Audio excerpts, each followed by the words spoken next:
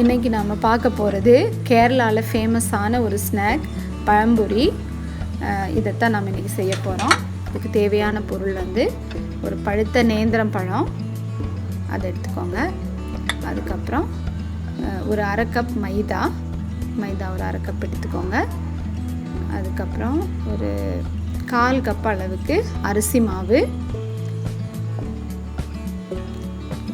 ஒரு table spoon அளவுக்கு சர்க்கரை, ஒரு பிஞ்ச் உப்பு, ஒரு பிஞ்சு மஞ்சள் பொடி, கலக்கிறதுக்காக ஒரு டம்ளர் தண்ணி. இது எல்லாத்தையும் நம்ம ஒன்றா போட்டு நல்ல ஒரு பீட்டர் வச்சு நல்லா சாஃப்டான ஒரு மாவாக இந்த கன்சிஸ்டன்சிக்கு அதை வந்து நம்ம கலக்கி வச்சுக்கணும். அதுக்கப்புறம் நம்மளோட பழத்தை வந்து நம்ம ஸ்லைஸாக கட் பண்ணி வச்சுக்கணும். இப்போ நம்ம வீட்டில் பஜ்ஜி போடுவோம் இல்லைங்களா, அதே மாதிரி இந்த பழத்தை இந்த மாவில் துவைச்சி நம்ம ஆயிலில் பொரிச்சு எடுக்கிறோம். இது பார்த்திங்கன்னா ரொம்ப ஸ்வீட்டாகவும் இருக்காது, ரொம்ப சப்புனும் இருக்காது. ஒரு மாதிரி வித்தியாசமான ஒரு டேஸ்ட்டில் ஒரு நல்ல ஒரு ஸ்நாக்காக இருக்கும். இது எல்லாருக்கும் பிடிக்கும். செஞ்சு பாருங்கள்.